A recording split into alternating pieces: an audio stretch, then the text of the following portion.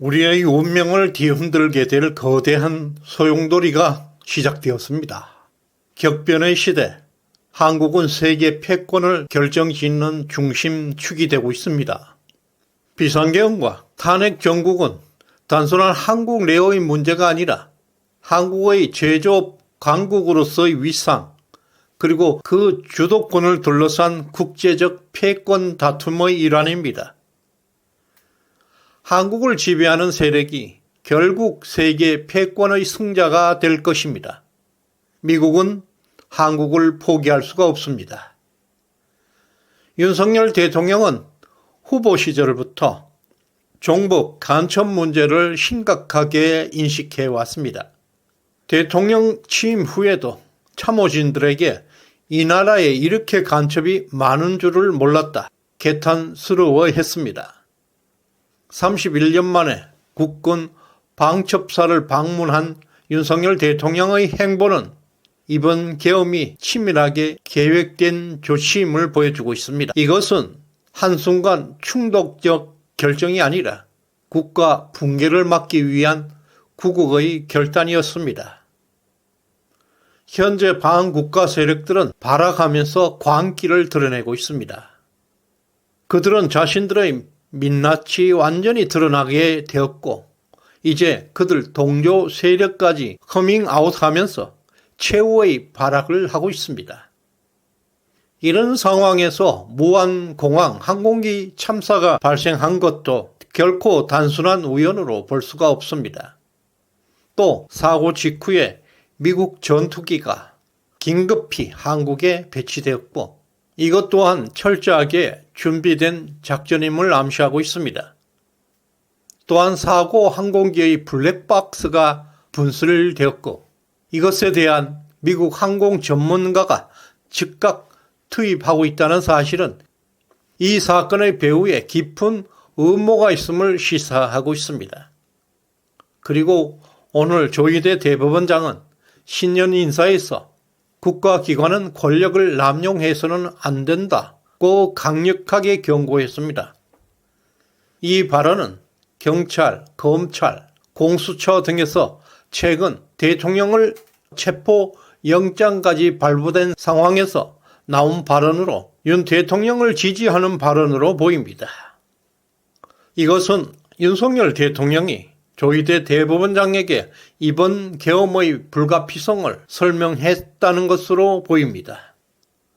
대통령 주변에서 배신이 잇따르고 있는 혼란한 상황 속에서도 신년 인사를 통해서 대통령을 지지하는 메시지를 공개적으로 드러냈다는 것은 든든한 우군이 되고 있습니다. 비상계엄은 대통령의 헌법적 고유 권한입니다. 그러나 휴전 상태에 있는 한국에서 군을 동원한다는 것은 반드시 미국과 협의해야 하는 것입니다. 이번 계엄 역시 윤 대통령이 단독으로 결정한 것이 아니라 이미 트럼프 인수위 팀들과 사전 공조 속에서 이루어진 작전입니다. 미국과 긴밀한 협조가 없었다면 이번 계엄은 불가능한 일입니다. 최근 국내 민심은 크게 요동치고 있습니다. 특히 민주당은 초비상 상태에 빠지고 있고 심각한 혼란을 겪고 있습니다. 윤석열 대통령의 비상계엄 주요한 목적은 부정선거를 척결하고 나라를 바로 세우기 위한 구국의 결단이었습니다.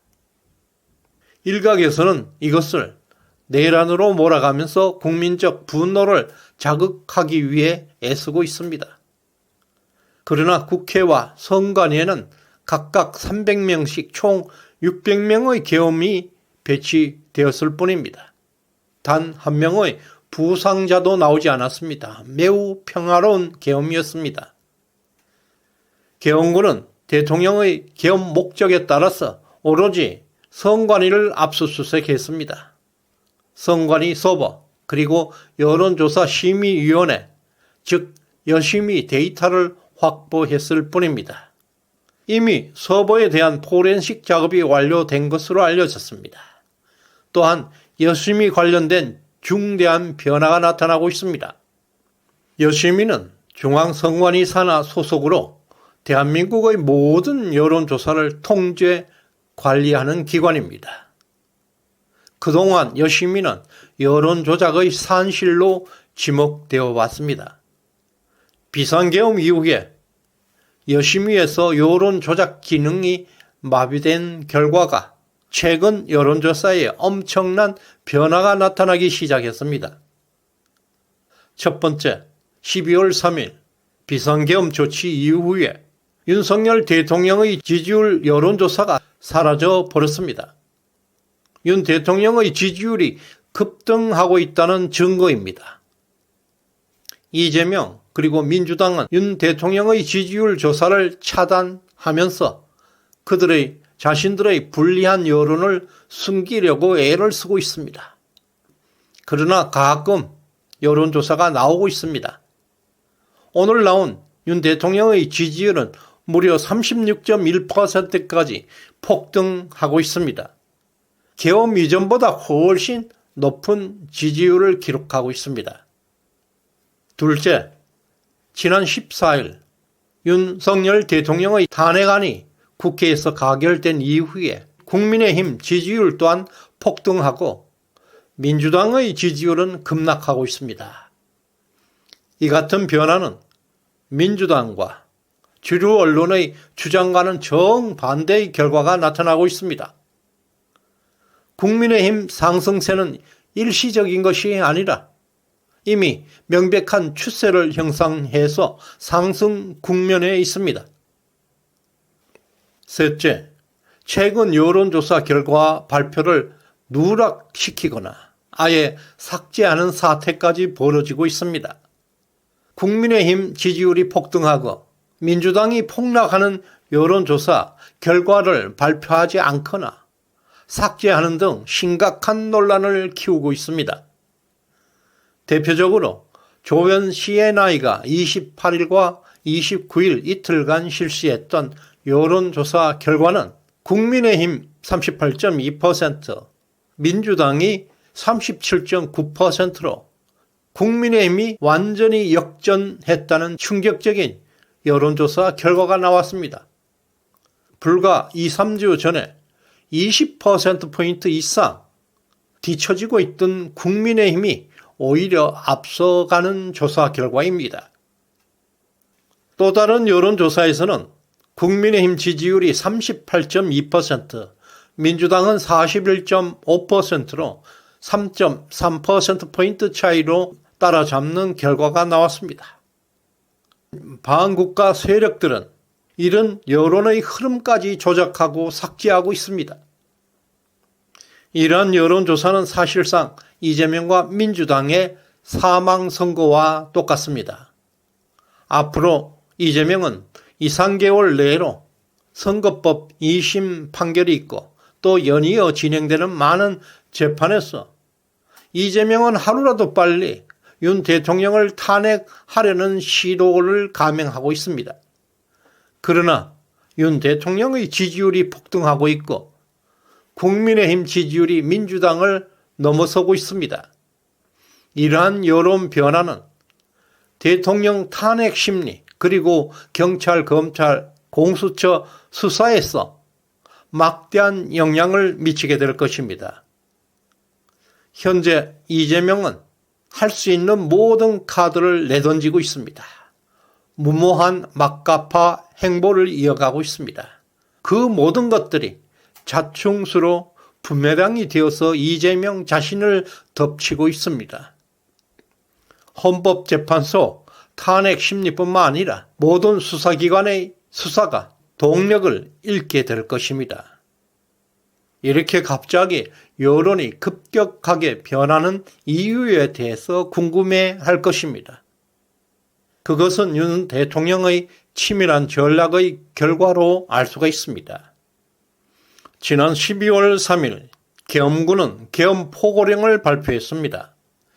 그 포고령에는 여론 조작을 처벌할 것이라는 조항이 포함되어 있습니다.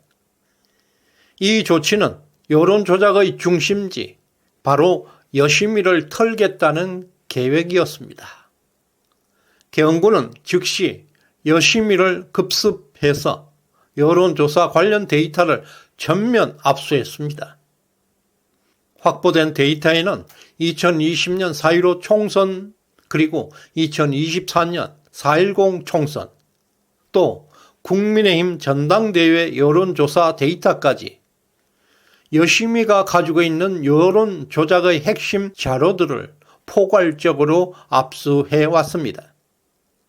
그 이후에 여심이는 여론 조작 기능이 완전히 상실되고 있었습니다. 그 결과들이 최근 나타나고 있는 것입니다. 탄핵당한 대통령의 지지율이 폭등하고 있습니다.